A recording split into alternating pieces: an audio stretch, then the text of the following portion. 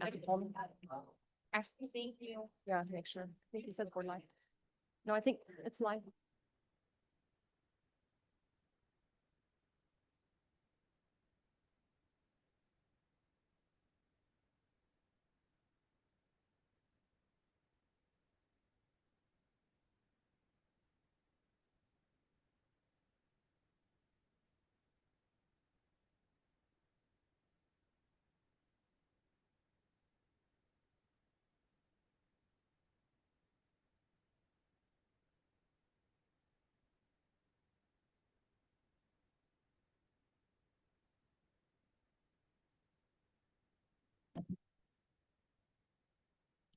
Hello, everyone.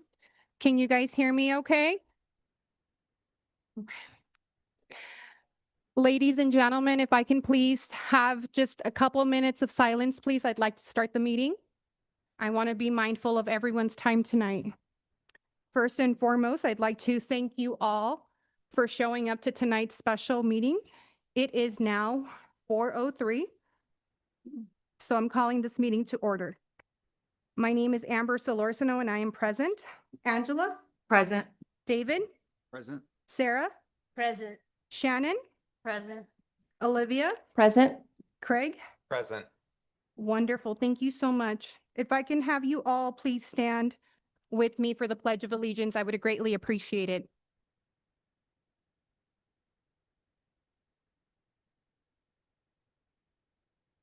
Flag. The flag will appear on the screen momentarily. If you guys can just bear with me for a second.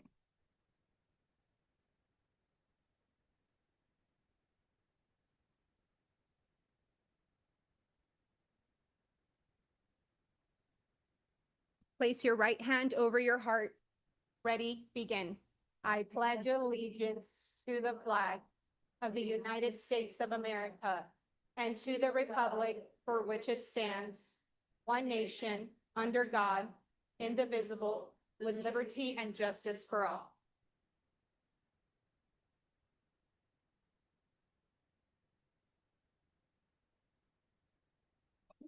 Thank you so much. Can I please get an approval for the agenda? I'll motion to approve. I'll second. Thank you. All those in favor? Aye.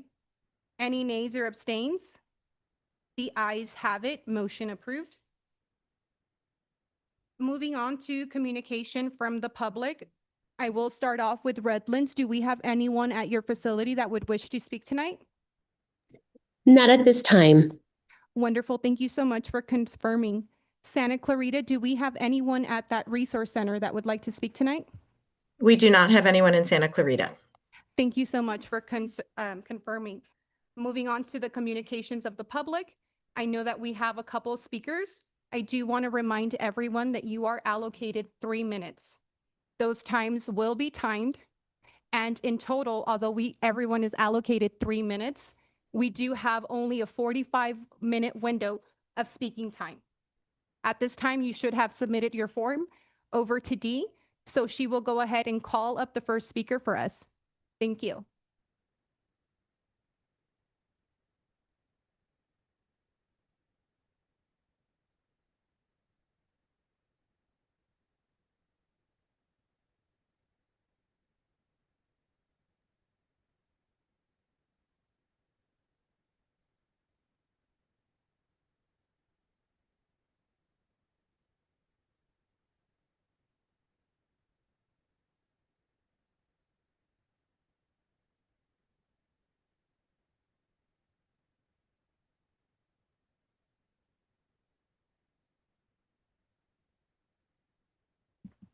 Am I good to go? I'll start over. Good afternoon. My name is Vanessa Rochella Decker, and I am here today not only as a Gorman employee, but also as a Gorman parent of 11 years and a former board member, having served 3 years, my final year as board president. To say I am saddened and disheartened by the proposed closure of the AVRC is putting it mildly. I know this decision stems from financial concerns, and while I understand that from a business perspective, closing the AVRC might seem reasonable, I urge you to look at this situation from a different lens, a human one. I've proudly worked at Gorman for the past 7 years as a campus monitor, substitute facilitator, and currently as an office assistant.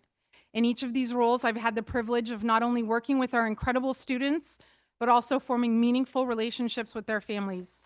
I've had parents walk into the front office in tears, desperate and overwhelmed, feeling like they've run out of options. They are scared to send their children back to traditional public school. They've come to Gorman with hope, having heard this might be the place where things could finally be different. They want to homeschool, but they also want their children to have a sense of community, structure, and support. That's what the AVRC has provided, a safe place to learn, grow, make friends, and feel seen and heard. I've also answered phone calls from those same parents now crying tears of relief and gratitude, telling me how the AVRC has changed their lives.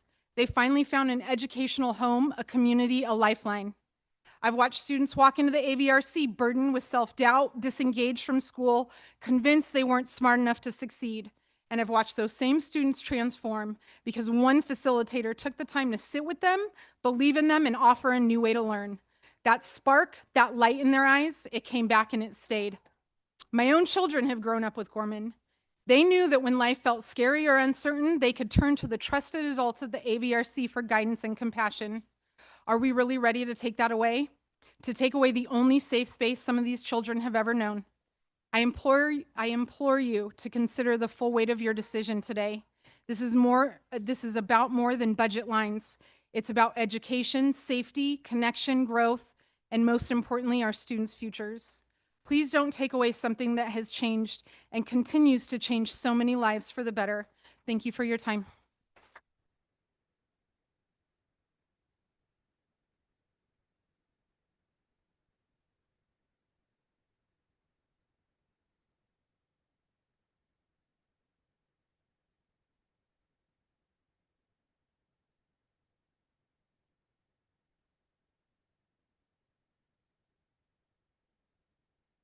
Right, hold it.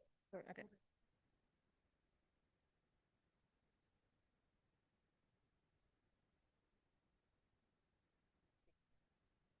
Good afternoon, members of the board. My name is Anna Parrish, or Miss Parrish, as many of the wonderful students know me as, and I work at the Antelope Valley Resource Center. Almost a year ago, I moved 2,000 miles away from my home in Tennessee to Lancaster, California, to begin this new chapter of my life after graduating college. Uprooting my life was a huge decision, but it was made completely worth it at Gorman Learning Center in Antelope Valley, and the opportunity to grow with this school. Although I've only officially been hired for 6 workdays, which is 43.3 hours, I spent the past 9 months as a long-term substitute here, which is almost the full school year. During my hiring process, I completed 14 hours of training and invested over $100 of my own money to meet every requirement, and it was absolutely worth it, because working here has been one of the most meaningful experiences of my life. The faculty and staff at Antelope Valley location aren't just coworkers, they're my family, and I've never felt more supported or more cared about in a workplace. In the short amount of time, my classes for next year are nearly full, or if they're not already. And most of my lesson plans are already done for next year simply because I'm so excited for all the good things that are going to happen next school year. I've built strong relationships with students and helped create a positive and encouraging learning environment like all the other facilitators here have. This school is more than just a job to me, it's my home and my lifeline. I know I'm not the only one who feels this way. I'm speaking not only for myself, but for the many students, families, and staff members who could not be here today. Please, I urge you, do not shut down the Antelope Valley Resource Center. This place matters. It matters to me, it matters to the people behind me, and it matters to the students whose lives are being positively shaped here every single day. Thank you.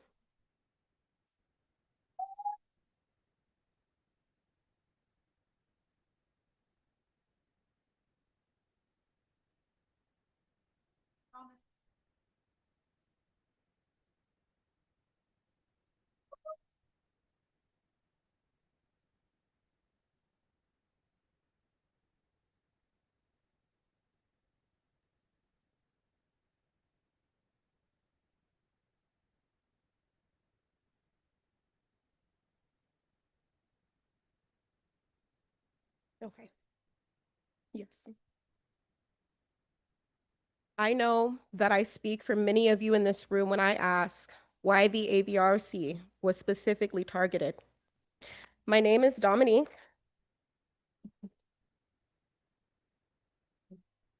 I'm a third grade paraeducator and a former student here.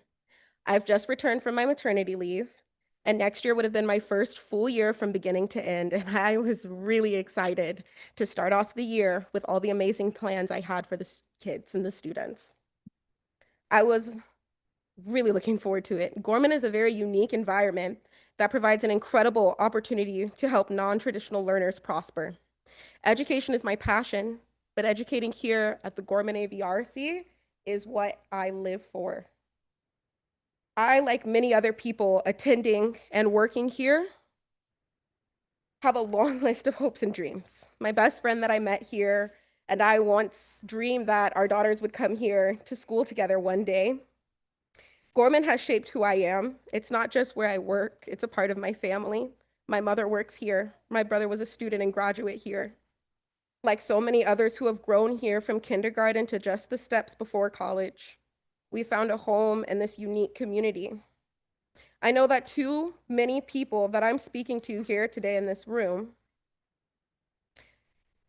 see me and my other coworkers, like Tanika, Jamie, Vanessa, as not families or hopes and dreams, not aspirations, but to you, we are just numbers right now.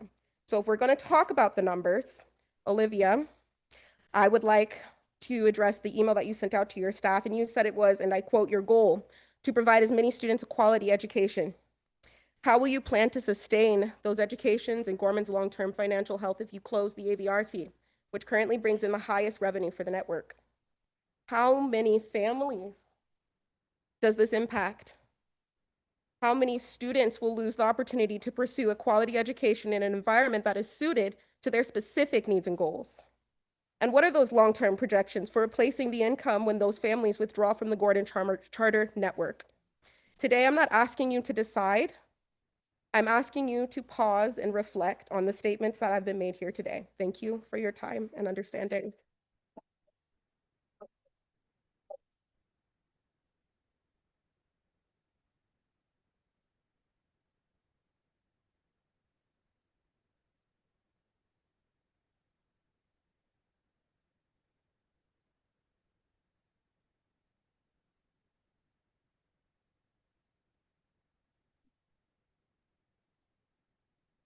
Hello, everyone. We want to thank all of you for being here, our AVRC family. I want you to look at their faces. I want you to look at the faces behind you of our staff. This is our family, and I want this imprinted in your minds and hearts as you think about the decision that you're about to make tonight. I want to start by saying that our wonderful and great Assistant Supervisor, Ms. Jamie Morosi, started a petition. And it was a great petition. And we have 1,111 signatures to that petition as of right now to keep our doors open. And we know that the support is only growing because our community, our family, we love the AVRC, and we are imploring you, we are asking you not to close our doors. My name is Jem Williams, and I am proud and humbled to say that I am the supervisor here at the AVRC. And I am also a Gorman mom. I have been a Gorman mom for 14 years. Can I tell you that the last 24 hours have been unimaginable, not just because of the item on this evening's agenda, calling for this discussion of an immediate closure for our site, but because of how it was done. There was no phone call, no staff-wide communication, no message to our families or to those of us responsible for leading this site, our staff, the people that would want to be cared about at a time like this. This agenda was sent and posted quietly outside of the normal process. If I had not stayed and I was working here late and Jamie did not have to come back to get something that she forgot, our staff would have came this morning only to see that agenda on our door, to see that our doors might be closing tonight. This is beyond belief.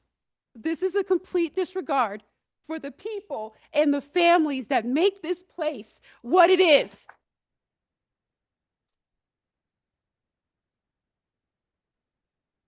As supervisor, I am taking full responsibility for speaking up tonight as a voice for the people that this would affect the most. I am a Gorman mom, as I said before, and my sons have all graduated from Gorman. This center, the people in it, the opportunities it offered, it helped shape my own men that are men today that have good families, that look back on their time at Gorman every time we talk about it with a smile, knowing that this place shaped and changed their lives. My daughter, she's been a student with Gorman since kindergarten, and she had a dream to walk across that stage as a K through 12 Gorman student and to graduate with her school that she loves and the people here that have been here for her in some of her hardest times. It has been the people in this room that have been there for her and for our family. She was planning to return next year to Pep Squad, to Anna, who was so great, to wanting to start in only 43 hours. I implore you, board.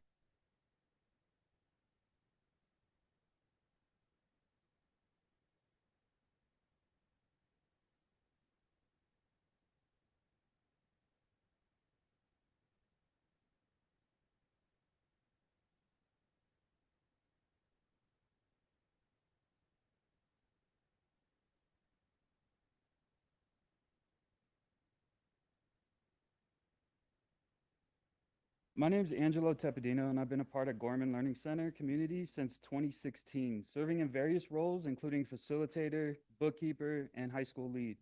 I have extensive background in education, including an MBA, CTE credential, and much more. I've worked in corporate industries, as well as being a professor at numerous colleges. Over the years, I've had the opportunity to lead numerous workshops at Gorman, equipping students with practical knowledge and real-world skills to help them succeed in their academic and career pursuits. I am writing with deep concern and urgency regarding this proposal to close our AVRC campus, terminating all staff, and effectively abandoning our student body. The decision being considered is not only disheartening, but it is also morally and ethically indefensible. Our campus is more than just a collection of classrooms. It is a vibrant, supportive community where students learn, grow, and find their purpose. The admin staff, facilitators, campus aides, custodians are not just employees. They're dedicated individuals who invest in our students daily, often going above and beyond their job duties. When I arrived in 2016, I was informed by many of the facilitators at that time, we are family. To dismiss us under the guise of financial restructuring is not only unjust, without other options to support the students and staff in an act of betrayal to us, to the students, and to the family who trust this organization with their children's education. It is deeply troubling that this move appears to be motivated by a lack of alternatives or genuine concern for the well-being of our students by financial gain. There has been no communication with the AVRC staff regarding this issue, no discussion, no opportunity, no questions and answers, and no chance to speak or collaborate on finding a resolution. In fact, we have been given the silent treatment by many of our administrators in Redlands and others for the last couple months. This course of action raises critical questions about our leaders and our board's priorities. Are we placing profits before education, budget sheets before books, bottom lines before the futures of hundreds of young minds? We urge the board to remember that public education exists to serve students, not financial agendas.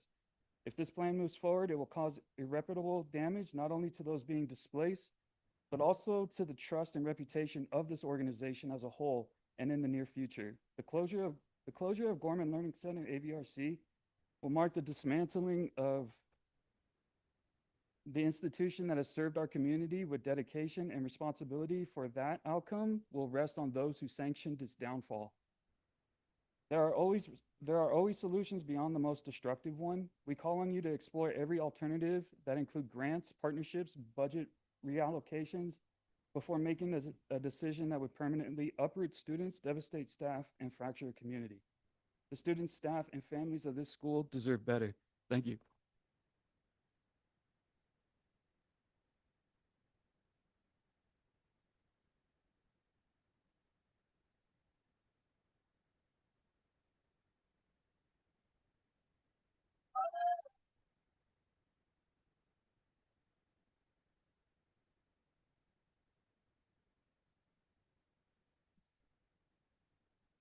Yes, absolutely. Good evening, board members, parents, and guardians. My name is Ella Orozco, and I am a former employee of Gorman Learning Charter Network. I'm here today as a concerned community member and advocate, and speaking on behalf of the many families, students, and staff who may be directly impacted by recent developments related to the Antelope Valley Resource Center. During my time with this organization, I experienced a number of challenges that led me to advocate for myself, as you all remember. While those experiences are not the focus of my comments tonight, thankfully, they shaped my understanding of how critical it is to speak up when procedural decisions appear to be made without sufficient transparency or community involvement. Evidently so. The current matter, a proposed closure of the Antelope Valley Resource Center, has raised widespread concern. The timing of this announcement during the start of summer break, combined with the designation of this board meeting as an emergency, has understandably left many families and staff members feeling caught off guard. It is important to emphasize that families and employees deserve to be a part of this decision-making process when changes of this magnitude are considered. California law, including the Brown Act, outlines basic expectations for notice, agenda transparency, and public participation. When those principles are sidestepped, even unintentionally, trust is lost, and communities are left without a voice in matters that affect them the most. The AVRC is a meaningful and impactful educational space that has served a diverse population, as you can see, of students and supported many passionate educators, many of which I know. These individuals have invested deeply in the success of their students, and many families consider this resource center a vital part of their child's education. When decisions about its future are made without an open dialogue, it sends a troubling message, not just about this site, but how we value community input overall. My intent in speaking today is to support lawful advocacy and community awareness. Everything I've shared is based on my personal experience and public information. I'm here to call for fairness, transparency, and adherence to the basic principles of educational governance. I am not making any legal accusations or personal attacks. I am exercising my right to participate in public discourse about an issue that affects many.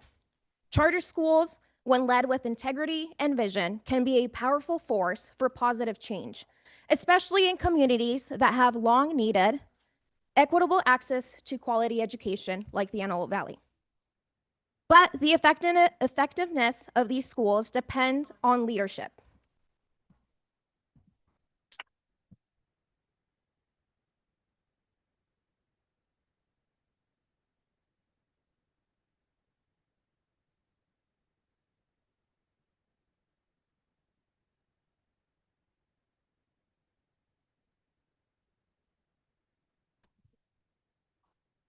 It's green. All right. Greeting parents, students, teachers, staff, and board members. I'm Angelique Chaparro. My sons are Jacob and Jude Figueroa. We have been a family of Gorman for the last 9 years. I'm a single mom, a mom with an autoimmune disease, a mom with 2 sons on IEPs, and I homeschool. I homeschool here. I do what many would call impossible, made purely possible by Gorman Learning Center, Lancaster. Next year, my eldest son starts high school. I suppose I could throw him to the wolves and tell him sink or swim in public schools. Society has told me since he was in kindergarten, that's what's best for him. It is not. He tried that, and it wasn't, and it won't ever be. Next year, my youngest starts 5th grade. He is gentle and soft-spoken, though articulate and verbose. When he was in kindergarten, all the way until he was in 3rd grade, he struggled with speech issues. Speech issues he has overcome. Gorman was safe. Gorman was supportive. Gorman afforded my son acceptance, accommodations, and room to grow and thrive. I could have put him in a public setting, cross my fingers he wouldn't get bullied, and pray each day that someone would love him just enough to be on his side. I didn't do that. I did this. I did Gorman. He came here. Here is where we had the most incredible team fighting for my son's development, growth, and education. Kevin White, Christy Gore, Brianna and Arteaga, Wendy Rogers, Kim Sullivan, coming together with the excellent team for speech, mental health, occupational therapy, the team Gorman chose for my sons, not you. For so many other kids on IEPs. Say what you will, but you're not going to find this in a public setting. I know. I've worked for a public setting for over 20 years. My friends and family were dismayed after all my years working in public ed, how and why I would turn to a charter. They don't have to understand. This campus is what's best for my sons. From Vanessa at the front desk with Amber, knowing each and every single one of our kids and their names, where they are, what they're up to, and where to send another one of my last minute single mom hustle lunches to my kids. No judgment, only love. To Ms. Canello ushering the middle schoolers through that awkward stage, to the IT team putting up with one more change to all the Chromebooks and me missing my appointments and rescheduling and them saying okay, to the familiar faces of the custodial staff that have kept my kids safe from rattlesnakes and throw up on the floor, to the family movie nights and school dances, the carefully crafted graduation ceremonies. But that all happens here.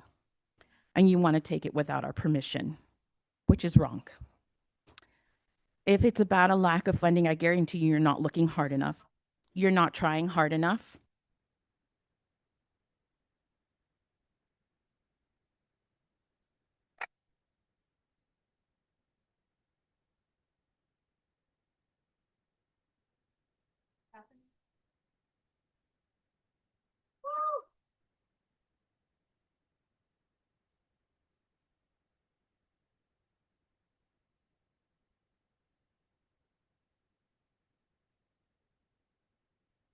Sure. Good afternoon. My name is Stephanie Medlin, and I am a public health professional. I am a health educator, and I am also a proud homeschool mom to 2 children enrolled in Gorman Learning Center AVRC.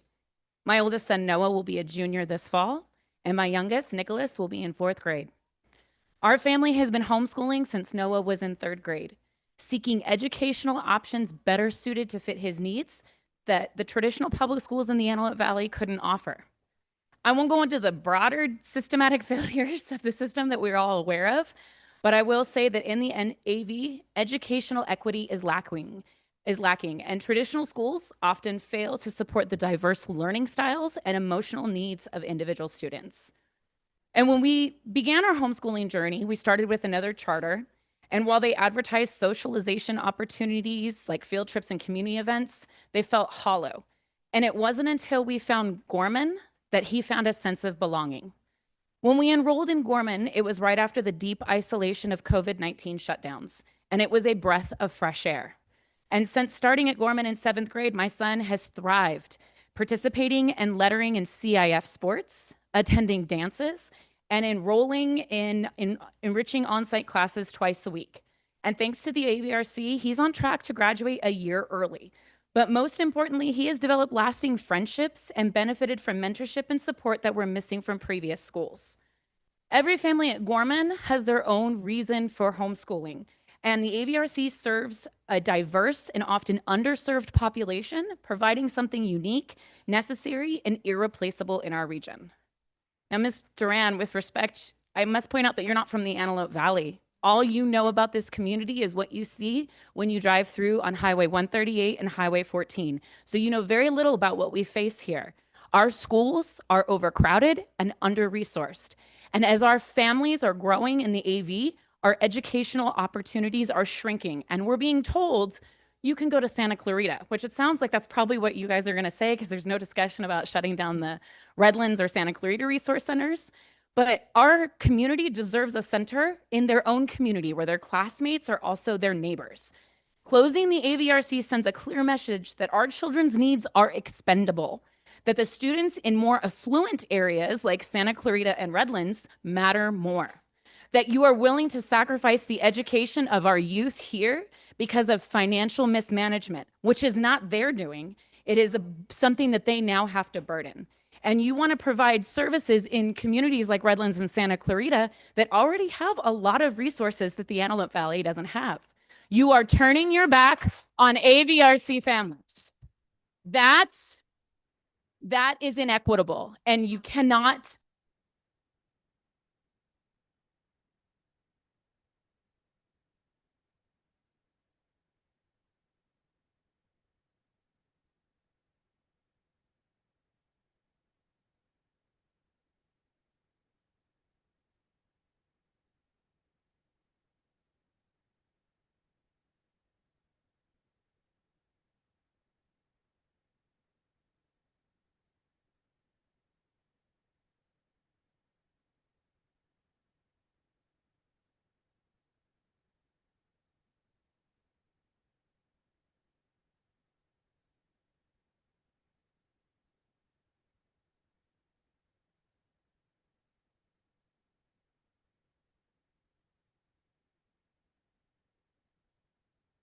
Oh, sorry.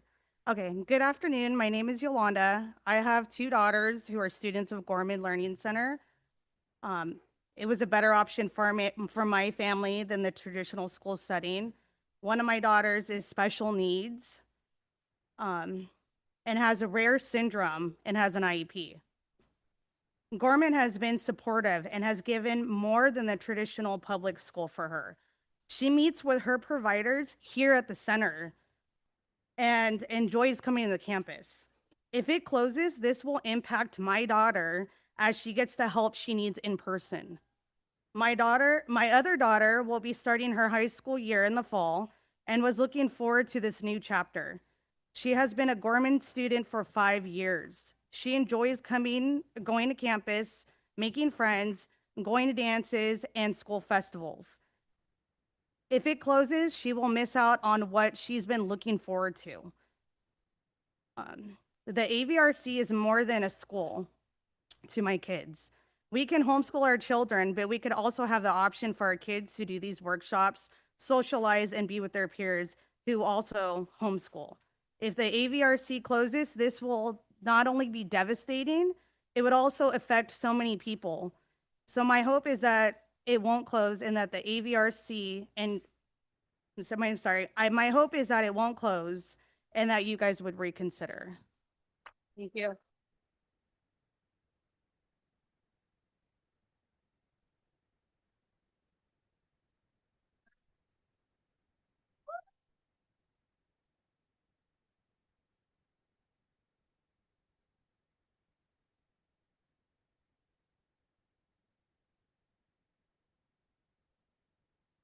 Are you ready?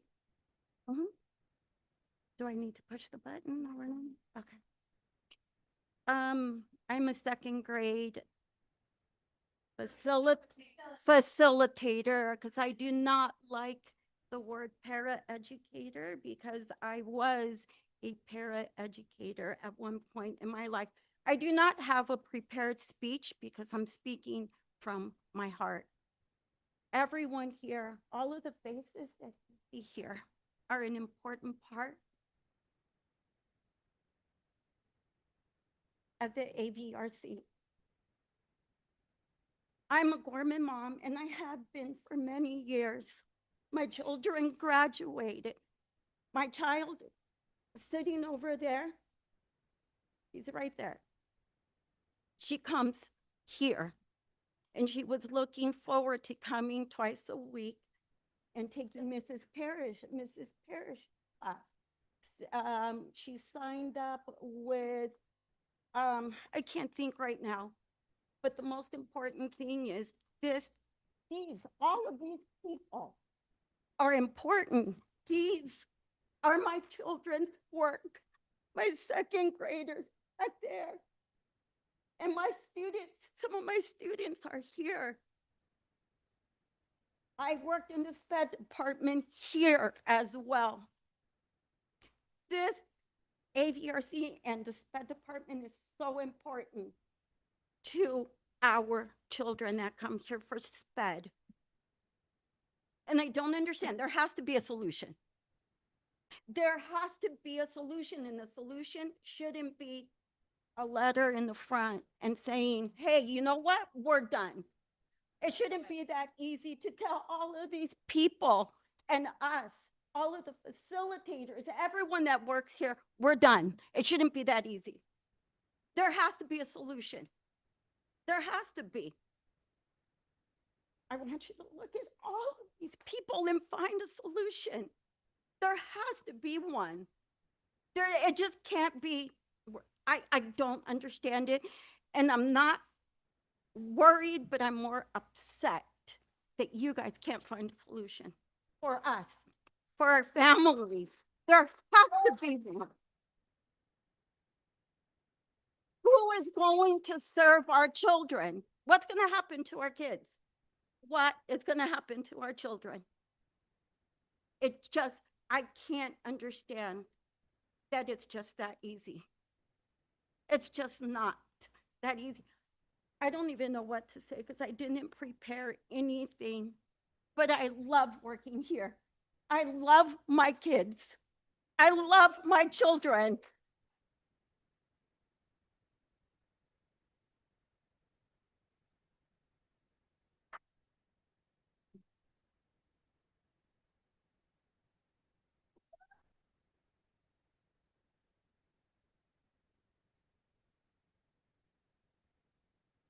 Yeah.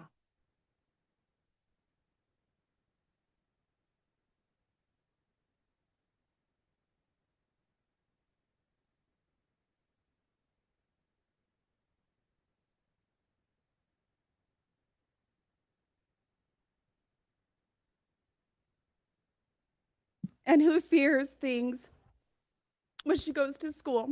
And Miss Davis welcomed her with open arms. I'm a special education teacher here. I've done this for 15 years, but 2 years with Gorman. I've worked for some rough districts in the Antelope Valley. Some of you guys would not understand what we see in the classroom and the lack of support that these students get. I've been able to look in this room and see students I had my first year when I started teaching high school, from preschool, special ed, and wondering, what the heck am I doing? But they embraced it and they loved each other and they worked together. I see parents standing over here that I had their child in preschool, and she just joined the dance team in middle school and thrived. I see the progress that my students make in the Mod Severe community because they can have this in-person session, because they don't have people above red taping everything and saying that they can't get this support, they can't get this service, they can't get this access. I see the relief on parents' faces when they hear that we're here to support them, to love on their children and help them succeed. I'm here for the parents who have children who can't read, who say that's their goal, and at the end of this year, he was reading at a second grade level. I'm here to say that these kids deserve it. I've lived in the Antelope Valley for 24 years. I've worked for 4 different districts, some of the top and some of the really, really bottom. I never thought I'd come into the homeschool world, and I don't think I ever want to leave. But seeing that sign up on the door, not being told as administrators, as staff, what was coming down the pipeline, thinking at the end of last year when you signed a lease for 3 years for this facility that we were good for at least 3 years. I understand AB 84 is hanging over our head, and that makes us decide different things. But the people, the staff, the families, our community in the Antelope Valley deserves better than this. They deserve to be notified. They deserve to have a voice, and not last minute where we have to scramble and get 1,000 votes and signatures in less than 24 hours to support this site. We deserve better. We are not bottom of the barrel Antelope Valley people. We fight for our families and we fight for our friends. And that's why we are here. And we will not go down without a fight. This community deserves this school site, and we need to figure something out. Find another building, change the schedules, but these kids deserve to have in-person services, and these staff deserve the respect to know what their future looks like with Gorman.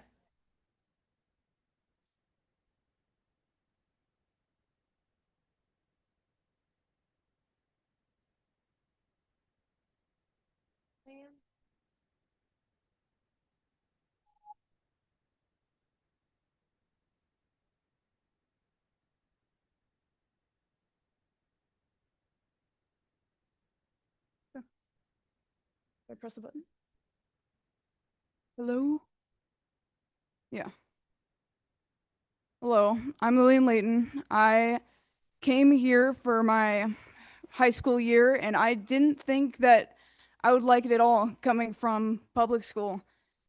But I love it so much, and it works so much better for me than public school ever did. I love the staff here, and I love the friends that I've made here, and it's just everybody is so supportive. I've never felt so supported in my life. Like, I always have this fear that I'm not good enough when I do something, and I have this problem a lot in art, and I'll be in art class, and I'll be painting something, and I'll be talking to my teacher, Mr. Z, and I'll be like, Mr. Z, I don't think it's looking good. I don't like it. And he's like, you know what we can do to fix it? And he left, and he came back and gave me some glitter and said, bedazzle this painting. And I was like, it made me feel so much better. I bedazzled that painting all over the place, and it was awesome. And I don't know how you guys aren't crying right now after hearing everyone's stuff. It's crazy, but please don't close the school. I love it with all my heart. I love going here. I love the teachers and the staff so much. They're like the best staff ever in the world. I love them. And yeah, thank you.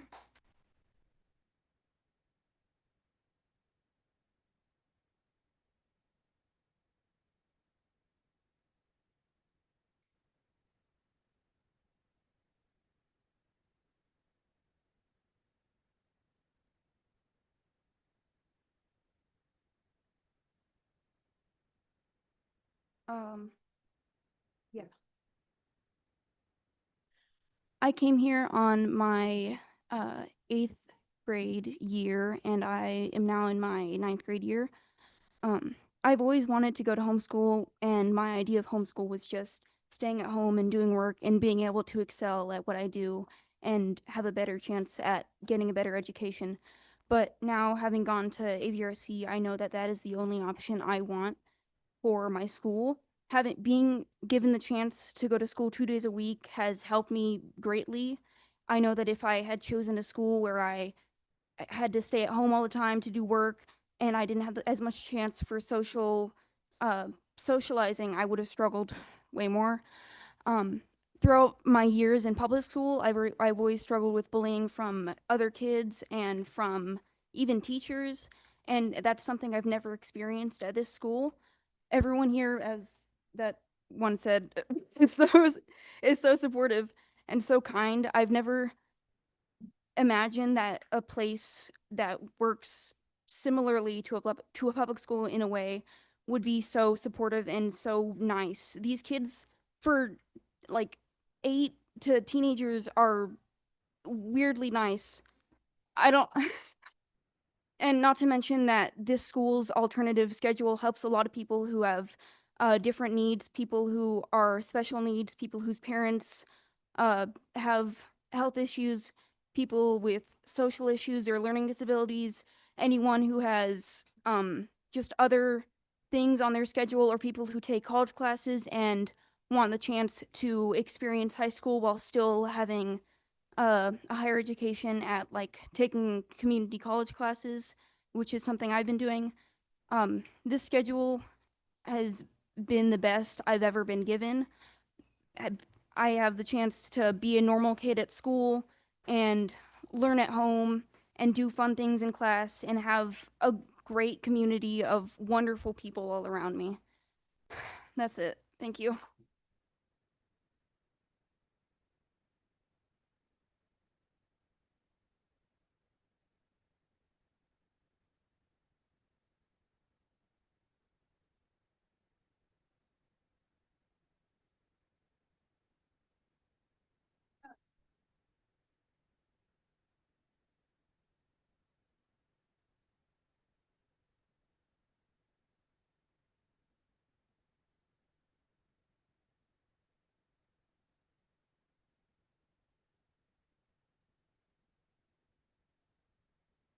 Hi, I'm Liz Layton.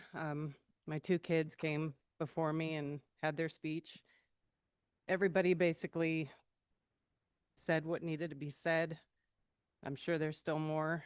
When it comes down to this, I'm sure it's about the money, because it's always about the money. And one thing that I keep thinking about doing the numbers in my head, because I love money as well, is that every year the kids are given a certain amount of money.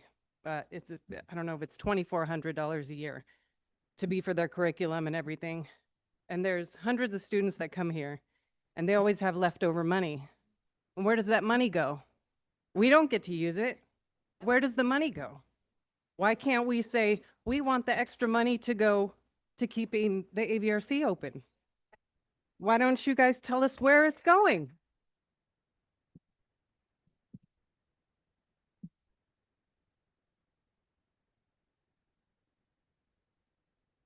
If you need help with finances, let me know. I will help you. I guarantee you I'll save you money. We'll figure out how to keep this place alive, but having a 1 day's notice doesn't give us time. So give us more time, please. That's it.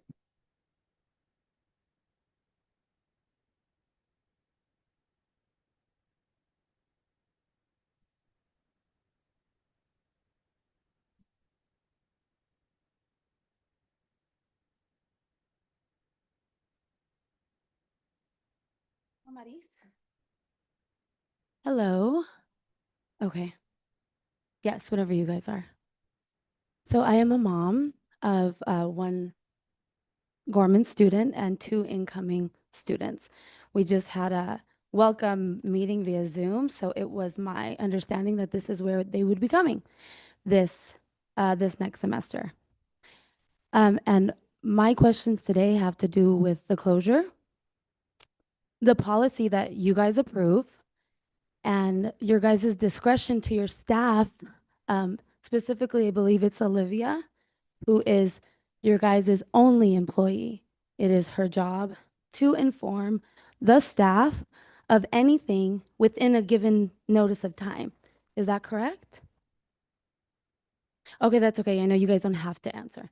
However, it states in your policy that the executive director's only job, not only job, excuse me, that her job is to give certain, I believe it's decrees, excuse me if I'm wrong, to the staff members when it comes to things as such. Like I said, I didn't have anything prepared.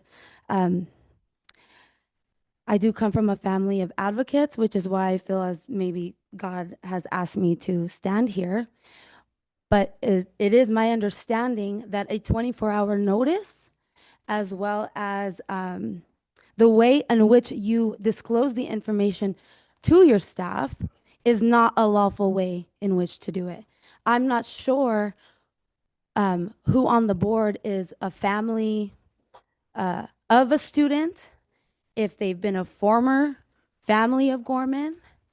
And I see why now in the Remind app, why there has been many announcements for board members who are for the students of the school and the families and the teachers that educate our children.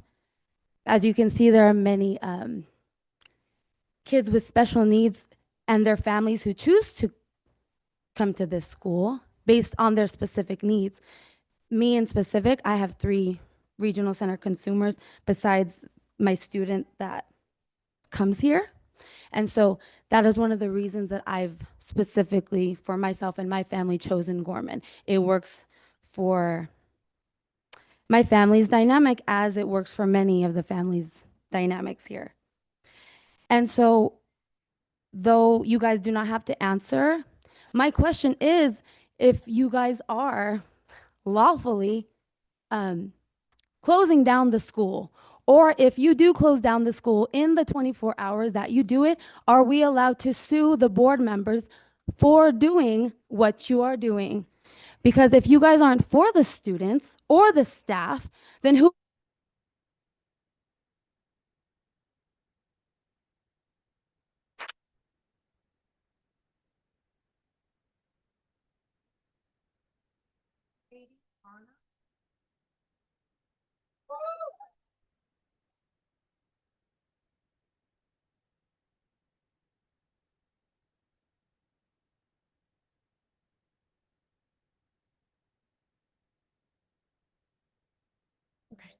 Sure.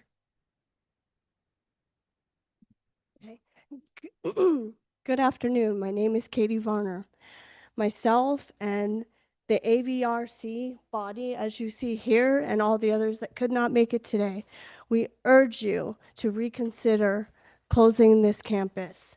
I personally have 2 daughters who attend this campus and have been since kindergarten, and 1 more to start in 2 years. And this has been our plan from the time my first daughter started kindergarten. One of my daughters just graduated 8th grade and is looking forward to playing volleyball this upcoming school year. My girls look forward to attending the campus, not only for the education, but the friendships that they have made with other students and from the fellowship and guidance they have received from teachers and staff. I drive my children from Mojave to attend this campus. That is how important it is for us to come here. Please, I urge you that there has to be a different situation, a different way that we can keep these doors open. I urge you to reconsider your decision. Please reconsider. Thank you for your time.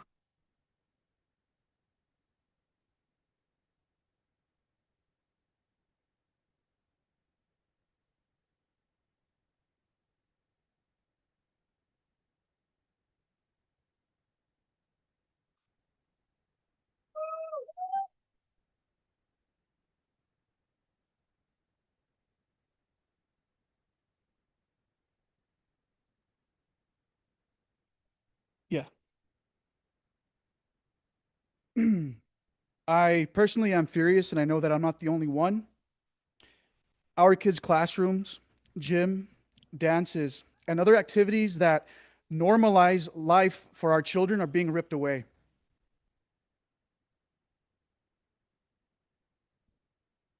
This isn't just a campus, it's where our children grow, learn, and build their community. And now, because of the executive director's utter failure, it's shutting down, forcing us to a at-home only model, which none of us really want. This is not acceptable.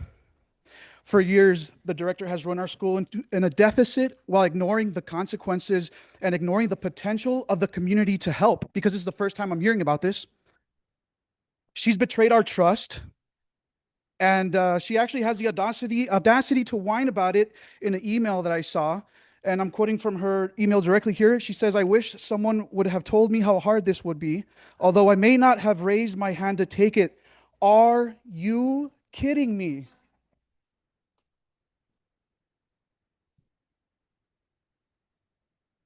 No excuses. There are no excuses. Her cowardice and incompetence have stolen your school. We demand accountability. Our children deserve a vibrant educational community, not a cowardly retreat to save face. I call on the board to confront this failure head on and fight for solutions to keep our facility alive.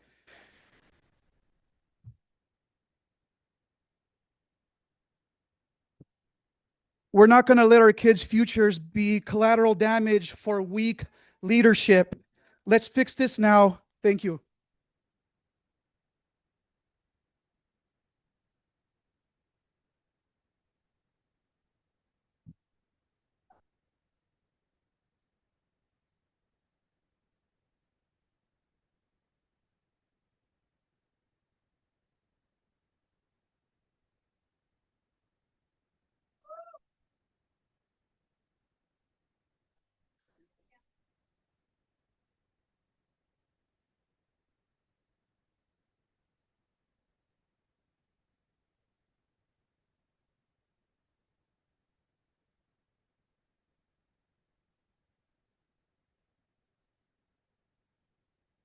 Is it on already?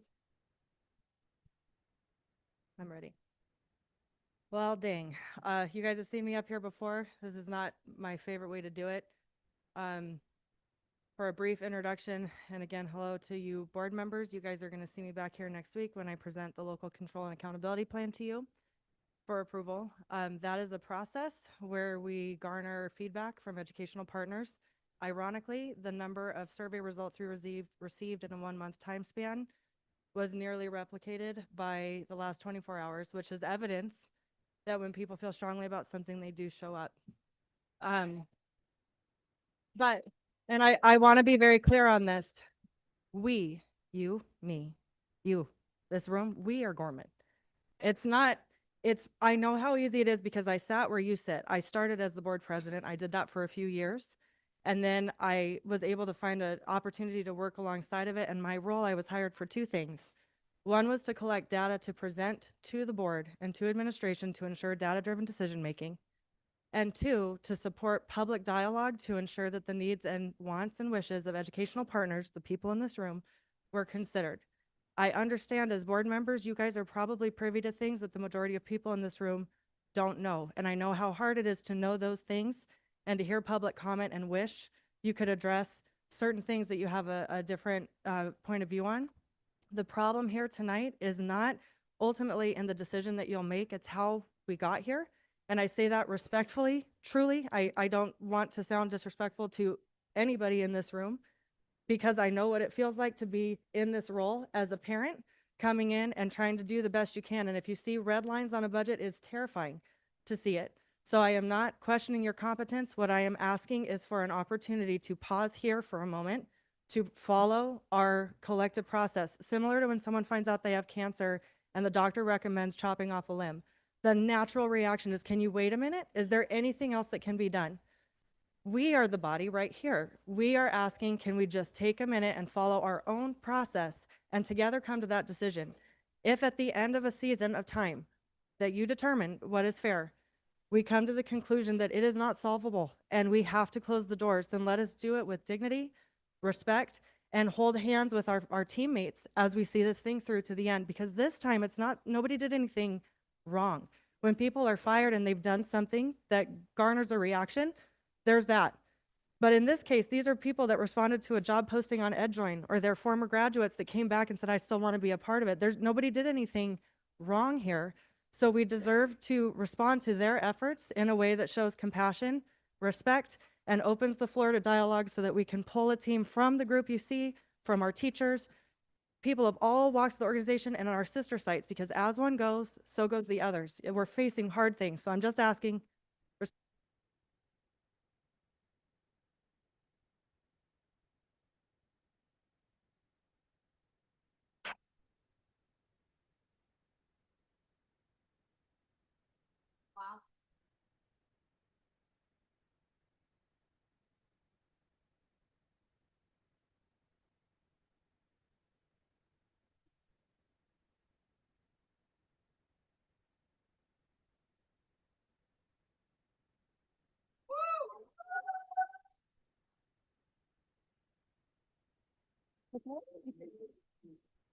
Oh, okay.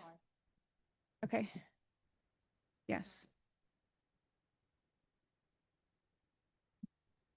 Hello, my name is Kelly Lancaster. My daughter, Gracie Lancaster, will be a junior this coming school year and has attended AVRC since she was in 3rd grade. The Resource Center has provided a safe environment for all of our children to come and participate in the workshop, spend time around other kids, and forge new friendships without having the overwhelming stress and or the intimidation that they experience from the mainstream public schools in our area. I have lived in the Antelope Valley since I myself was in the 3rd grade. I went through the public school system here. It was tough back in the 90s. Excuse me. it's so much tougher now than it was then, especially with social media and the bullying that goes along with it. In 9th grade, we tried to move Gracie to another local public high school in order for her to participate in one of their specialty magnet programs. Unfortunately, she got COVID a month into the new school year, and she was out for an extended period of time, resulting in her having to drop the program and immediately prompting her to want to return to Gorman. She was just very unhappy. After Gracie's return, Supervisor Jim Williams had already taken her position, her new position.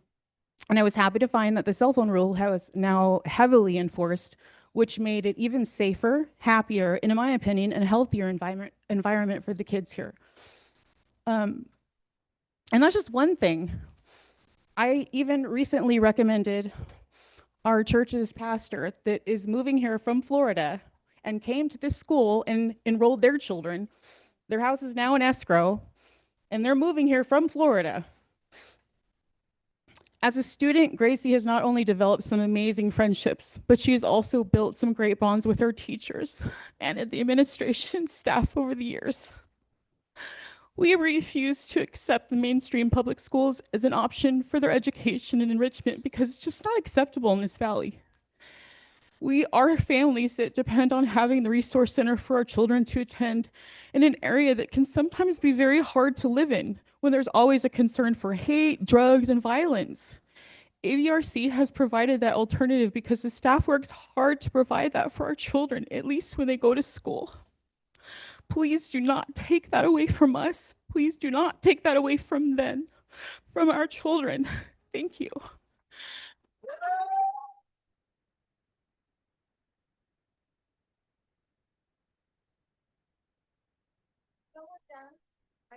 I know we're done. I know I can't talk, but I respectfully ask for all of us that you either grant us the opportunity to finish hearing our voices or take a vote and extend this to another day and let us complete our thoughts. Let you hear what we have to say. Where should we send our email?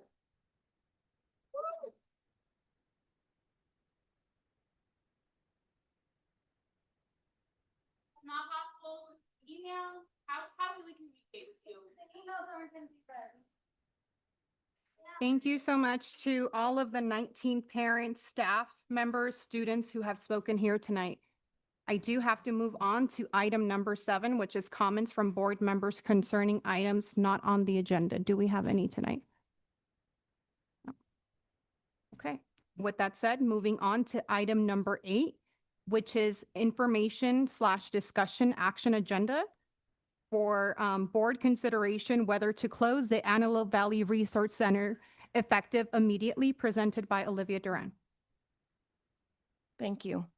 Before I get into my presentation, I know that we have a representative from our authorizing district, and I would ask Dina to come up and speak.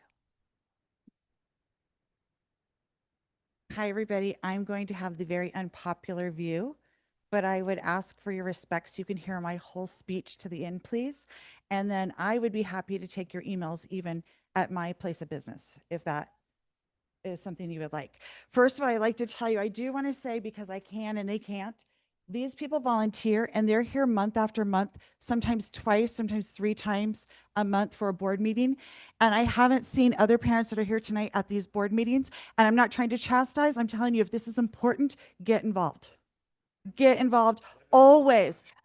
Wait, let me tell you, every board meeting, send someone that you know to every board meeting so that you can report back to each other. The board meetings are public. They're online. They're posted. Get involved if your school's important to you. That's all I ask. I'm not being disrespectful. I'm saying if it's important to you, put your time into it. It would have, because LCAP gives you, they talk about the finances all the time. So I'm going to start. I'm going to start. I just want you to know these board members are volunteers, and some of you tore them down. They have children here too. Okay. I'm not gaslighting you. Okay. So here is, and I'm sorry if my phone goes off. There's a fire near my house.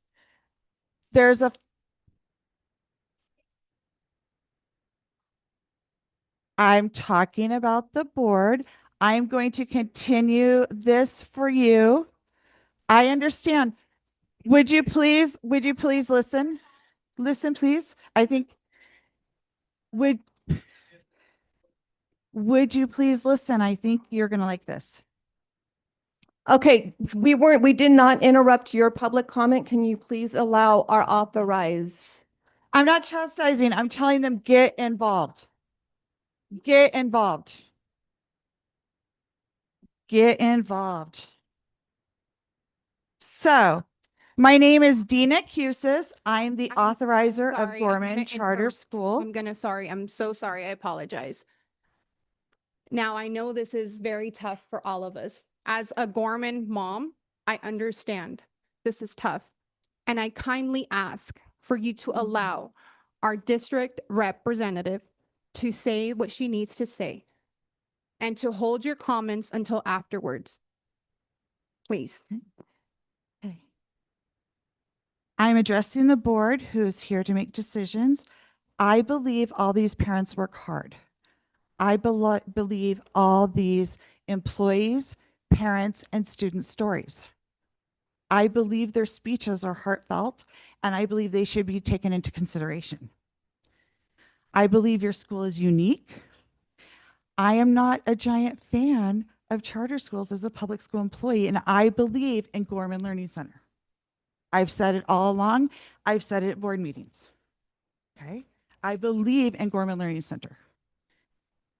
And again, this is going to be an unpopular decision. Oversight and monitoring is part of my responsibility. Authorizers require charter schools to submit regular financial reports, which we get, and we are to review and ensure compliance and accounting standards are followed, which we do. Is it all about the money? It can't be. It can't be. However, you have to have fiscal health. Authorizers assess the fiscal health of charter schools. Lack of alternatives were discussed by speakers. That is true. I do think this board maybe hasn't advertised or educated on the other options for these parents. And I know because I sat on this board and I know we discussed other things. I also know as a board, you have to make final decisions before you share. I completely understand that. But I do know that you're thinking of other options. I know that because I know you. I don't know you, sorry. Okay, so probably there was a lack of transparency for you. Probably some of you could have been more involved in monthly meetings. Probably, yes? Okay. Previous board members, we've sat for over 2 years and spent countless hours on this facility. We've sat there in meeting after meeting saying, what can we do about AVRC? I know you can't cry at these people at their stories. I understand that because you're the board and you're taking it into consideration. I also want to remind you, you vote as one voice. So you can disagree, but the voice of the board is what is going to be carried out tonight. Okay. AVRC does not cover its cost. That's the truth. It hasn't covered its cost for years. That's the truth. Previous director, previous board talked about closing AVRC 3-5 years ago. It's been in the talks, even when Denise was here, even with her previous board. It has been in the speaking. So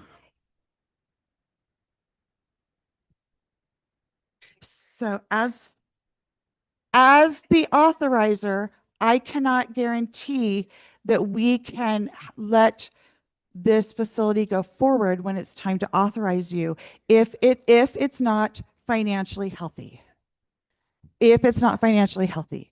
So I implore you to either find a way to make it financially healthy or close it.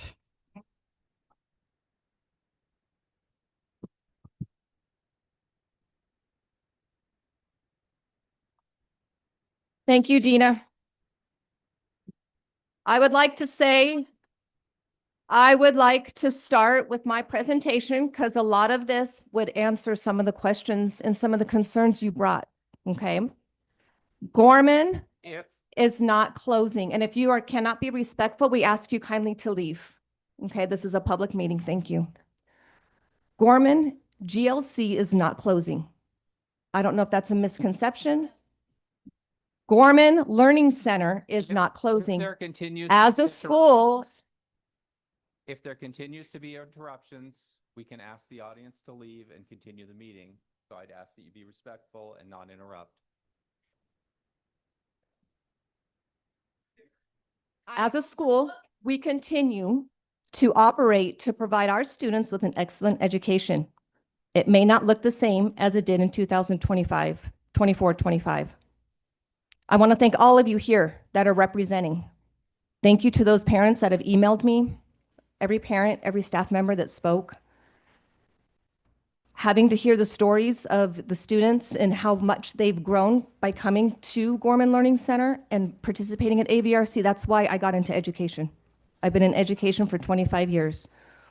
One of the questions that was asked when I was interviewed for this position was, are you able to make hard decisions? Little did I know how hard these decisions would be.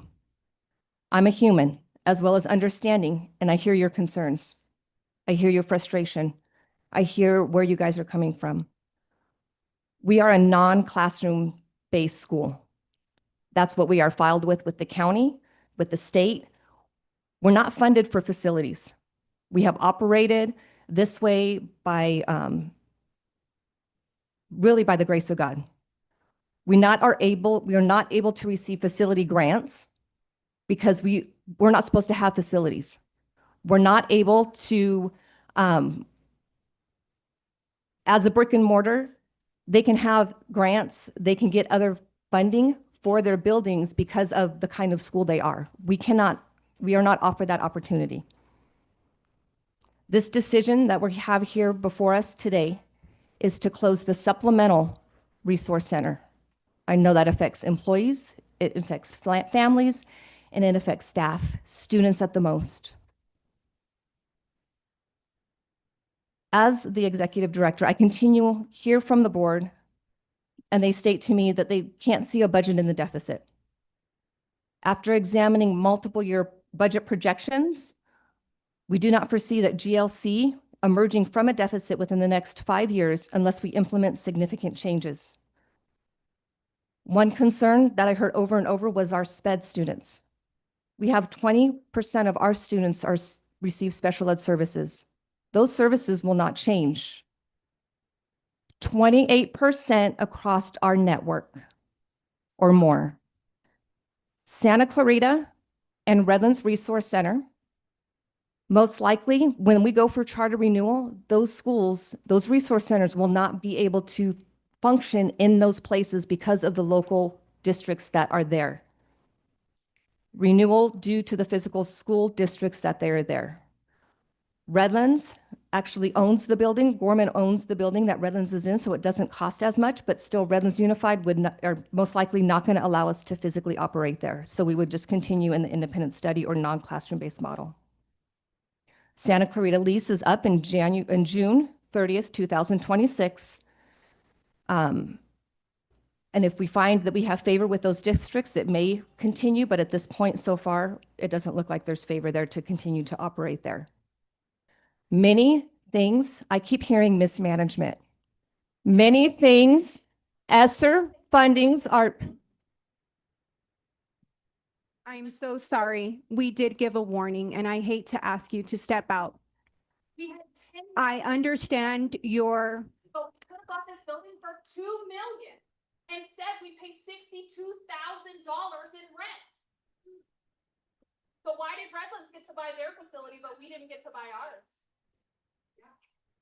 Just asking, does everyone else know that?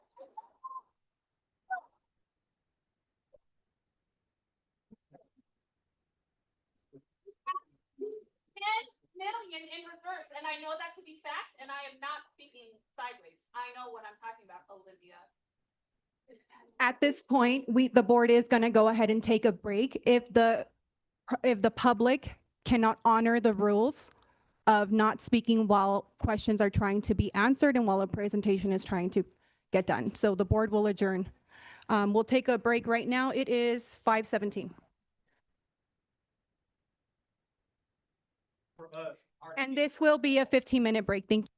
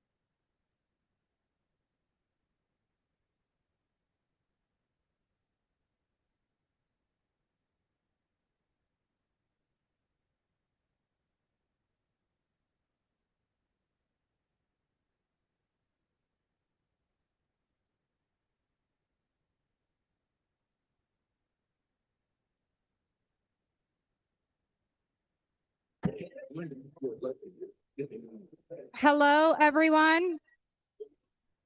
Excuse me, everyone. Olivia, are we ready or are we on break?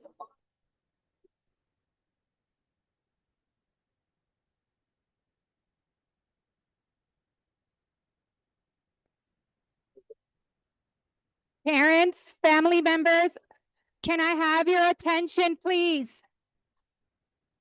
Can I have your attention, please? Shh. Thank you so much. Thank you so much. I am going to reconvene the meeting. It is 5:35. Before I turn it back to Olivia, I do want to mention one thing as a courtesy reminder. The board still has time to discuss and ask questions. I kindly ask, because we are parents of Gorman as well, that you allow us to get there. I kindly ask that you allow Olivia to finish her presentation. Please feel free to take notes. We are taking notes ourselves, and allow her to complete the presentation without interruptions. If you do interrupt, this is what's going to happen. She will continue to speak, and maybe what she is saying is not going to be heard, and that could be the very thing that you yourself have a question to, or another family member or staff may need to know. So out of respect for the community, I kindly ask for you to allow her the time that she is allocated and allow board members thereafter to ask the necessary questions. Thank you. Olivia? Redlands, Santa Clarita, are you here with us still? Redlands is still here. Thank you. Santa Clarita is still here. Thank you so much for confirming. Olivia, back to you. Thank you. Part of the issues that we face as a school and many schools face is we are no longer getting the COVID ESSER funds. Those funds in the past, if they were not spent on one-time fees, if they were spent on things that were reoccurring, now we have to replace those reoccurring fees with current general funds. The possibility of AB 84 having some type of fiscal impact in the coming years, 30% reduction across the whole network, a cap on enrollment due with our authorizer. So Gorman Learning Center as a whole currently has 1,200 students. If this bill goes through, we are only able to have 135 students in our whole Gorman Learning Center school. Many districts around the world, not around the world, around California, many of them are having layoffs due to multiple financial factors. Santa Ana laid off 500 staff members, Santa Rosa 300, and they're in a $21 million deficit. Berkeley, 180 employees. San Francisco, LAUSD, I can keep going on. If you're in the news, you know layoffs are happening due to the COVID funding, due to economic issues. One of the last things, charter renewals are very unlikely if we can continue to operate in a deficit. Conditions of this property, Antelope Valley Resource Center, continually costs have going up. It's a large facility, and as I've said, we are a non-classroom based. We are funded as a non-classroom based. We are not funded to have facilities. Gorman, as a Gorman Charter Network, is responsible for all the maintenance and the upkeep to the current lease that we currently have. If Antelope Valley Resource Center is closed, Gorman Learning Charter Network will continue to operate a well-rounded, sustainable program, delivering a strong educational opportunity to the 2,600 students we have enrolled in our organization. To continue operating in a deficit, we would allow Gorman Learning Center not to be renewed, which would render us unable to serve any students in GLC. Plans moving forward. So as we've had conversations, thinking through this all the way back to when even the possibility of not renewing the lease, to have a stable organization that can sustain growth over time. Also, the consideration, so as we are able to move forward and think further into the future for Gorman, possibly getting a new charter as a whole, and it being a seat-based charter so we can be funded. as a seat-based charter and be funded with those facilities, with the grants and the things that we can get funding for if we actually had that type of charter.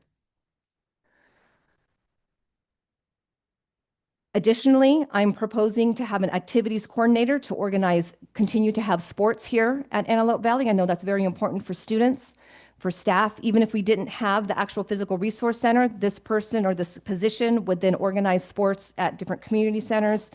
They've done it at Santa Clarita. They don't have the facilities that we have here at Antelope Valley. Organizing field trips, park days. This person would also be responsible for a portion of the duties related to marketing and recruitment so that we can get those numbers up, so that we can increase our budget, so able to offer more services or even more EUs to our students. Enhance the vendor offerings. I know many of the parents, students that are here, this is your school. Antelope Valley Resource Center is your school. You come here, this is where you get your education. We have over half of our students do not attend a physical resource center. They are not within the district, they're not within the area, or they choose not to, but they use vendors, they use other options, their EUs, to make sure that they have the education that they strive to for their students. Other ways, so Antelope Valley Resource Center having this presentation and the possible closure of Antelope Valley is not the only thing that I'm facing or that I'm dealing with when it comes to the budget. I've looked at and I've had discussions about restructuring this teacher extra duty pay. Right now, teacher extra duty pay, our school, our network pays out close to $1 million for teacher extra duty pay. Many of those duties can be done by a teacher or a different position in the organization. That would save the school overall $1 million. Restructuring current empty positions. I have taken on many empty positions, their duties, just because I want to make sure that Gorman is in a good place. And overall organizational needs. So looking at departments that maybe at one time had been overstaffed and not filling those positions, and asking my staff to do more so that Gorman Learning Charter Network runs and runs in a way that benefits everyone involved. Something that I would really not like to have to do, but at the same time, if it has to be done, it's another hard decision, and not allowing for a step increase going into next year, so that way we're not in a deficit going into next year, and it makes ourselves look well for charter renewal. The board has, and it's up on the board here, some data information. So currently, projected enrollment and average daily attendance. So for GLC, which houses Antelope Valley, is 1,251 students. SBSC is 1,602 students. The Resource Center, this is a projected number. So we have these that are returning students to us that are currently enrolled with us that are saying they're going to come back and go into the resource centers physically. Intent to enroll. These ones are students that are saying they want to come into our resource center, and they're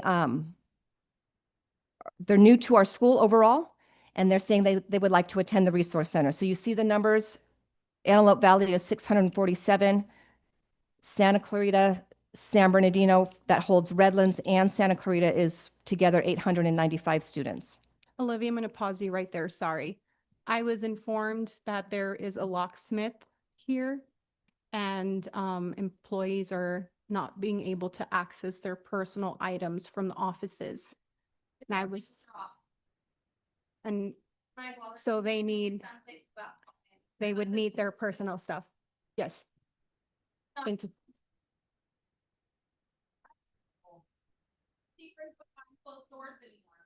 I've got staff about to decide, are we going to lose our job, right?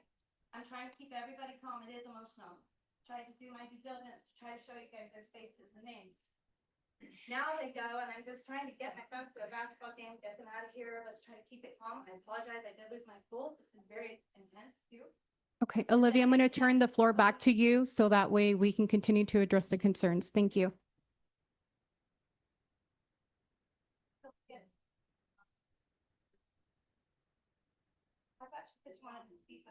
No, I can escort you out there No, that's what I want to know. Why are you escorting me before a vote? so that you can retrieve your items. So have stuff in process. If we go down stuff, then we can't do what you guys are saying. So what would you like to do? Would you want to get your stuff and then come back, or do you want to wait? That is just an option. You can either wait, I think, and finish Olivia and let allow to finish, or go get your stuff. And those are the two options. We have many parents that are giving up their time, that are investing time, that we want to make sure that we get after them. I'm sorry. I don't know what to do. I've never had something like this happen. Olivia, go ahead and continue, please. When you're looking at the statement for activities and changes to the net assets, you look at 22, 23, and this is with a 5% reserve. 23, 24, where we're at the end, 24, 25 at second interim. So it continues to decline. Without any changes to the current expenditures, GLC will face a deficit of $889,818 to certify the budget as qualified. Cost reductions totaling $1,886 would be necessary, and this amount includes both the projected deficit and the required 5% reserve. Board consideration of immediate closure of Antelope Valley Resource Center based upon careful and thoughtful multiple year project budgeting with the goal of eliminating future deficit spending will maximize financial sustainability for GLCN and its stakeholders. The board must consider the data and financial impacts related to the overall expense of operating the Antelope Valley Resource Center versus any benefits to continued operations. See attachment A, which is what I just presented. Such a consideration leads to the pertinent conclusion that closure of this program is necessary for the overall fiscal health of Gorman Learning Charter Network. So I ask the board recommended to approve the closure. So.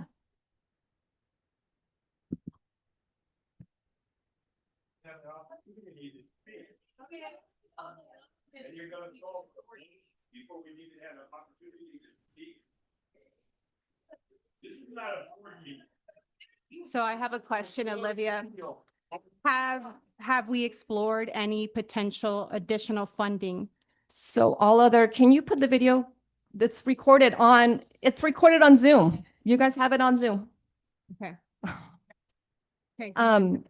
Other expenditures, so looking at fundraisers, that kind of thing that has not been explored as of to fundraise to actually keep the Redlands and the Antelope Valley Resource Center open. Getting grants and things like that, we are not eligible for those things. We've tried to do renting out property. It's worked to an extent, but even then there's issues with co-leasing the property.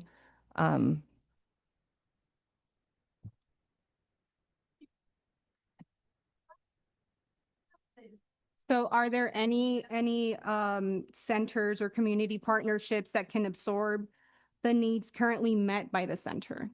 There's the community partners or the vendors that we have in the area. We would have to follow up and get more community partners.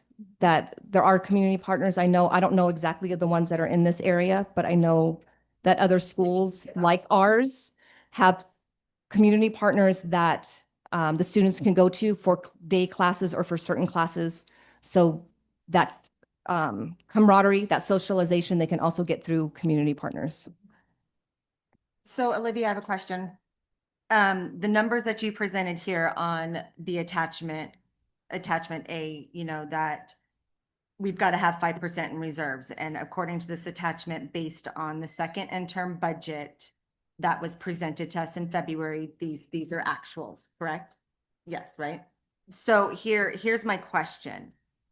Our charter expires next year at the end of 2026. 27, 28. Okay, so I believe I heard you touch on the fact that our charter renewal is unlikely going in as a deficit, okay?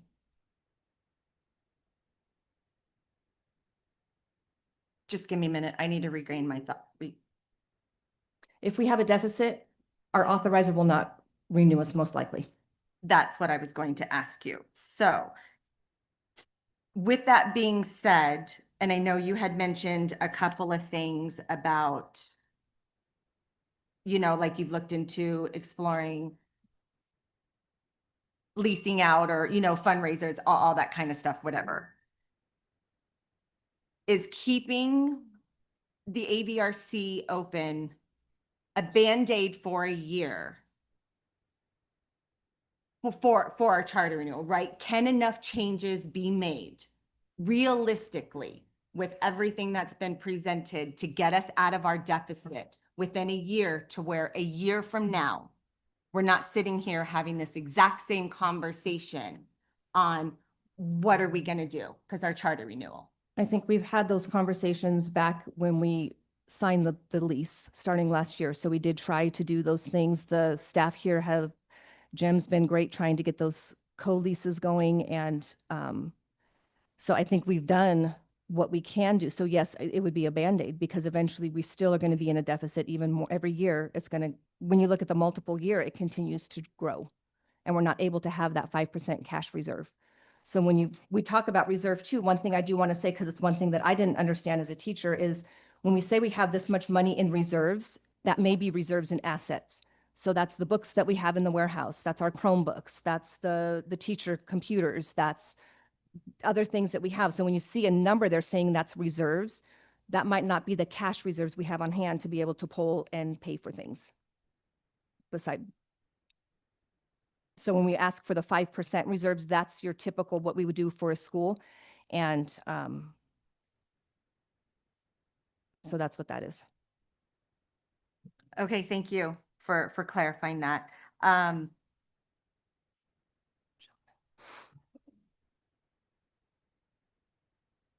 Is there a plan put in place, or will there be a plan implemented to prevent this in the future from this happening as a whole?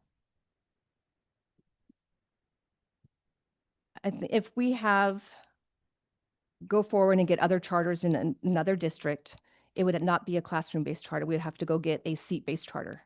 And then that charter, we would be able to get funded for facilities, be able to file and apply for grants for facilities. So that's something that has been on my radar. I've mentioned it to staff members, is that possibly getting a seat-based charter in Acton. Acton Unified is very charter-friendly. It's between both Santa Clarita and Antelope Valley that would allow our students and our families to have access to and it would be a seat-based school or a hybrid school instead of a non-classroom-based school.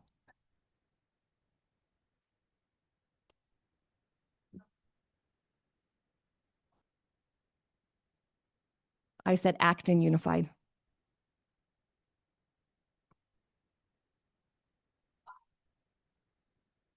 Do you have other questions?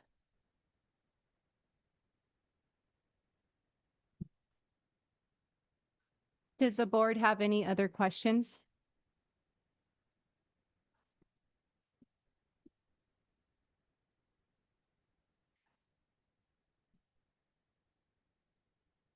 I know this is it's difficult for me as an employee, as a mom. My kids attend Gorman as well.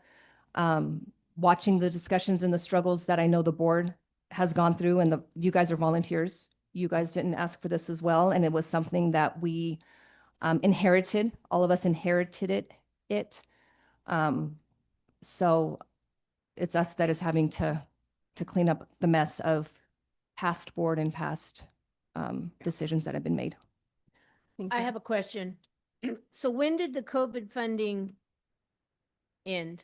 COVID funded it ended last January. We had to, if it was encumbered, we said we were going to spend it on certain things, we were able to spend it into this year, but it was as of last June 30th, 2025. If AB 84 was to cap on enrollment, just say that all goes through. Let's just have the scenario that it does move forward and succeed. When would that be?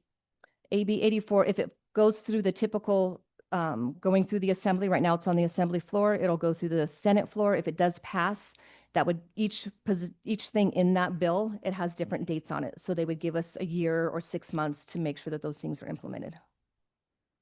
But AB 84 takes away 30% of all of non-classroom based funding, which means that all resource centers would close. It takes away all of our vendors. So it could be as soon as 6 months from now? It could be after So June. even if we were to bite the bullet and continue to try to fund this facility, which, believe it or not, that's what I'd like to see happen.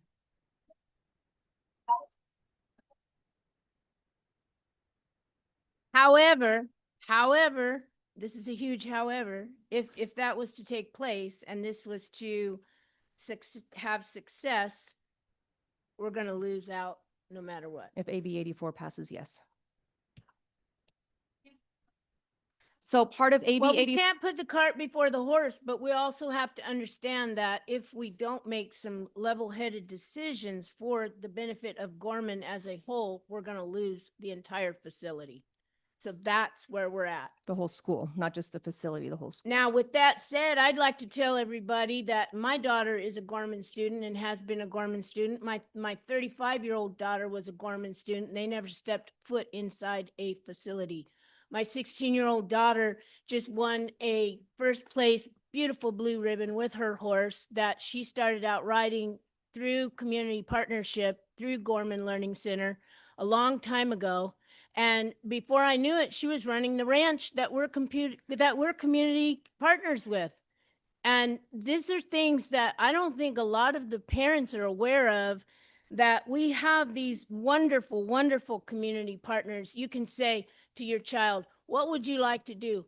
I'd like to be a black belt in karate. I'd like to ride dressage. You don't have to own a horse. I'd like to dance. I'd like to be the next movie star. I'd like the opportunities are endless of what your children can do. My daughter has never stepped foot inside of a facility. She does her Zoom classes at home. We just went on a huge FFA convention up to Sacramento, all paid for. It was wonderful. She was with all the other FFA kids. There's so much opportunity that you guys don't know about. And that's something that has bothered me as a board member. Why aren't we making this a priority to let you all know what we offer to the kids that our tax dollars pay for, right?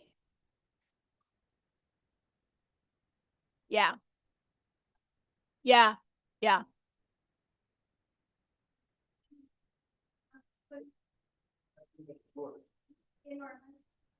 Oh yeah, we've got crime rate. Yeah, I think crime rate's pretty much everywhere. Yeah. So I'm going to speak on that. I myself, this affects me personally as well. I have girls that attend here at the Resource Center. One just graduated last week. And she even mentioned in her salutatorian speech, a few teachers may or may not be in this room on how instrumental it was in her graduation and where she's at and the scholarship she now has going to Grand Canyon University.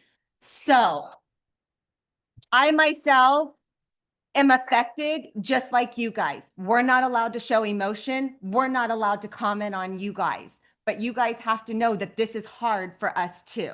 Now, on the flip side, I have another daughter who's going to be returning as a junior, who wants nothing more than to play volleyball for this team.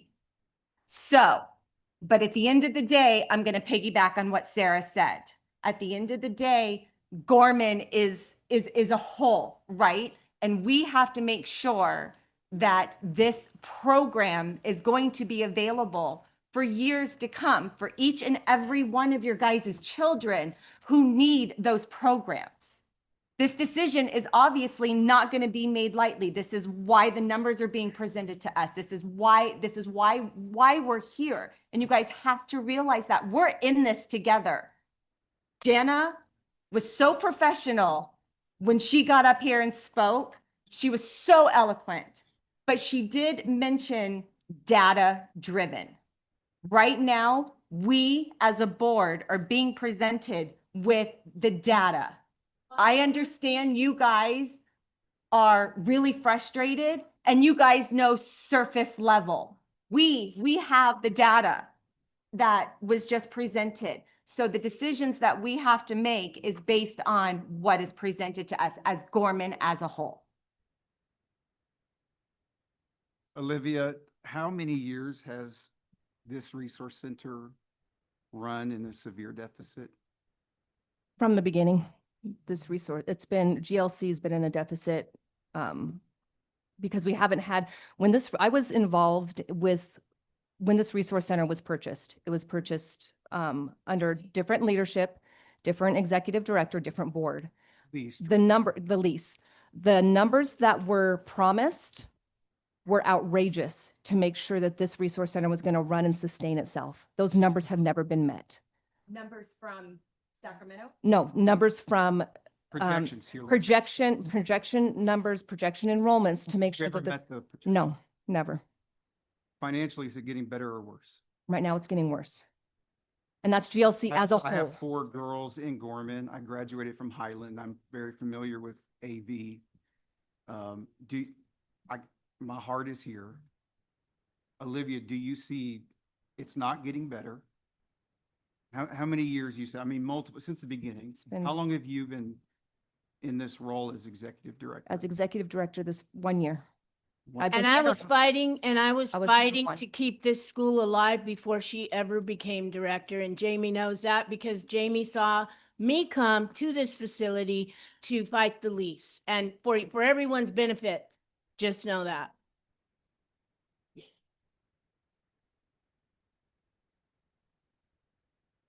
So GLC has never been able to meet the number that was promised to be able to run this facility properly. And none of us were here None at of the us were time to involved in purchase. that. Yeah. Real estate agent. You're not on. You are 100% correct there, my friend. We should purchase. You're not on. If we were. But none of us were on the board then, and she was not the executive director then, so.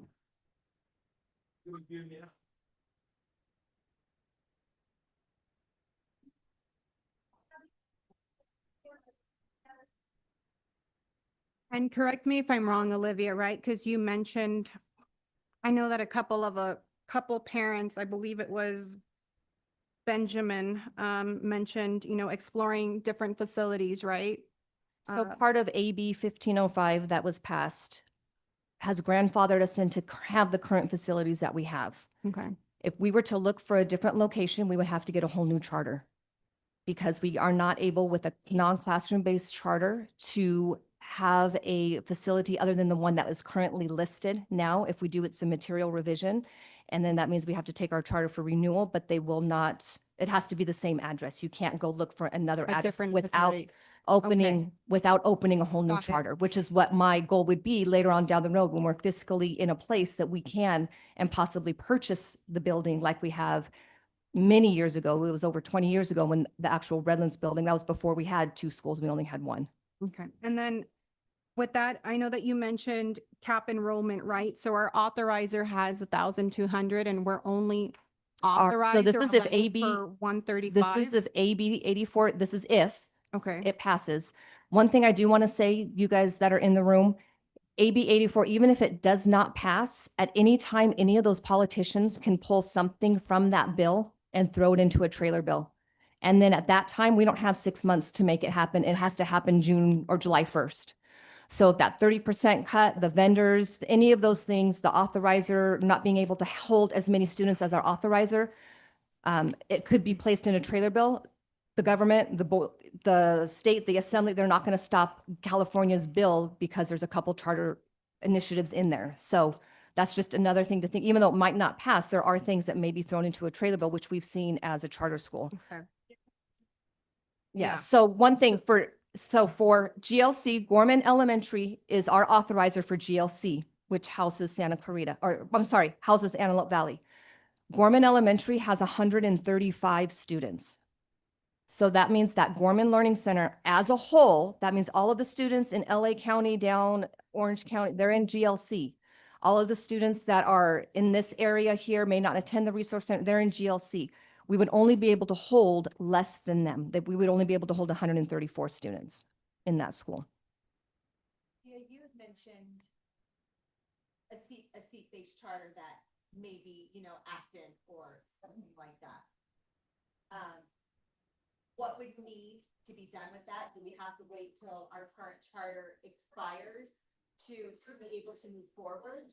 That would just be exploring other districts that are charter friendly and willing to take on, and then we would have to have the funds to be able to invest in that. So we would have to get loans, things like that, or a facilities grant if we were a seat-based charter. So based on the number that we have been presented with, and being in the current deficit that we are, would we even be able to get that, be granted a charter for a seat-based charter, given the current state of the financials right now?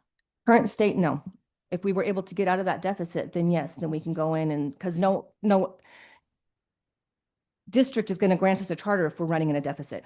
If we show good financial standing and we say, look, we haven't ran in a deficit for 2 years, these are things that we've done, this is the programs that we run, this is what our program would look like in your district, then it would, if the district is very charter friendly, which we know many of them are, then we can have a charter in that area.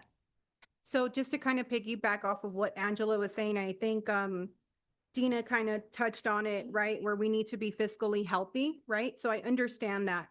And to kind of elaborate, okay, while the answer is no, that we cannot get funding for that now, based on projections now, let's say we were to close down the resource center for a year or two, would we be possibly in, like, what is a time frame, right? Like, you know how, like, this is probably a really bad analogy, but if you want to get a credit card, right? The longer that you've had good credit score, the better rate that you have, right? Rental history or whatever the case may be. Is there a certain timeline that we can show, hey, we've been fiscally healthy for the last 2 years and now we wish to apply?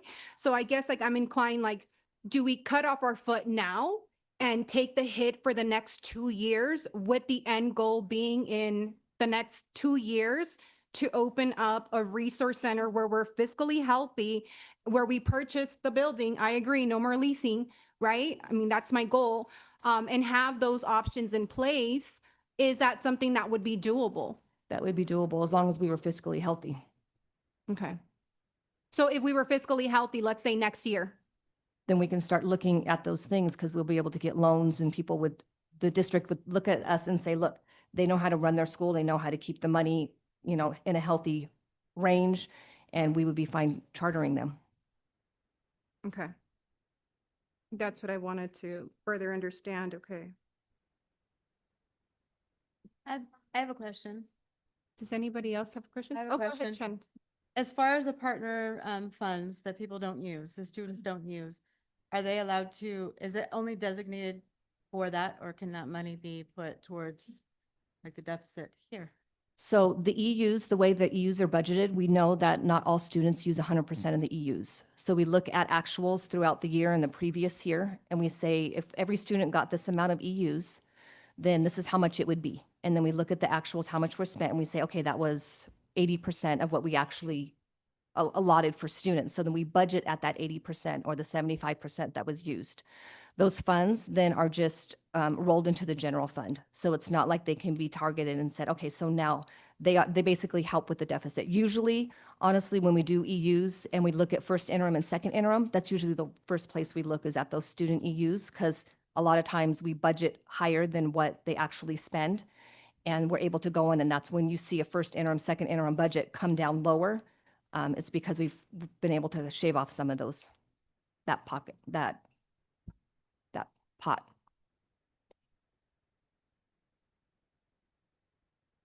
So the proposed draft budget that we're going to bring to the board June 5th, overall, GLC in the numbers is 1.8, close to $1.9 million. GLC itself is $889,000. And SBSC is roughly, it's not on here, it's roughly $200,000. And the reason for SBSC, I'll have more discussion because we're not here to discuss the proposed draft budget, but that is because there was a grant that was awarded to Gorman, San Bernardino, Santa Clarita. And it was a large amount that we're going to actually be invoiced because we weren't able to spend it in the way that it was written, because it was written by people that weren't here. Yeah, a CTE grant, I'm sorry. So that's why SBSC has that deficit. Does the board have any more questions?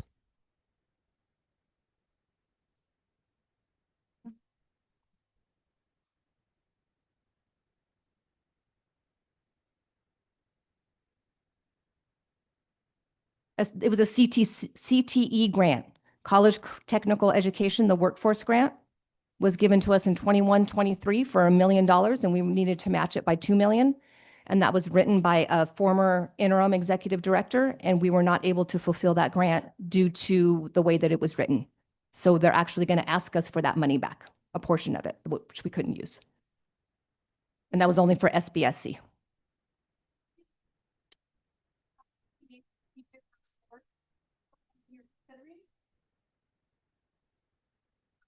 So for sports, I'll answer this last one and then we'll move on. For sports, that would be the activities director or activities coordinator that I would like to have hired, because they would be the one to plan for sports. We have CIF. I don't want to get rid of CIF. I know sports is a huge thing that parents look forward to when they come here.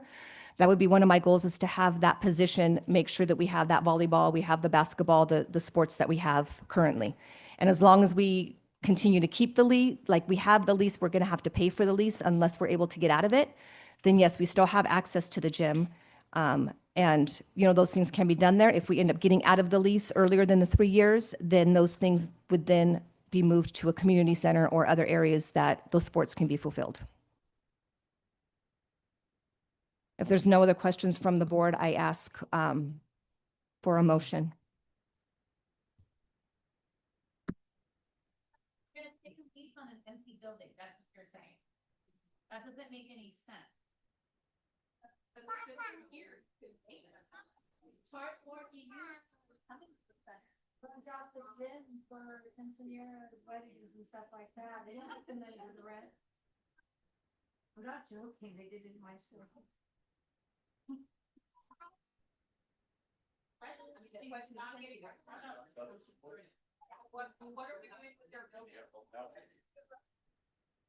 I motion to close. Do we have a second? She motioned to closed. Do we have a second?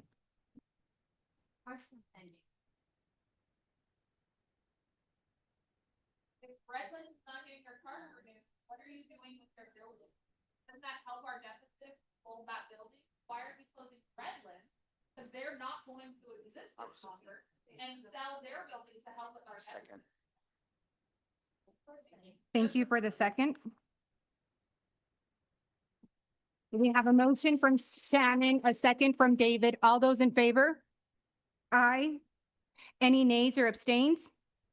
The ayes have it. Motion approved.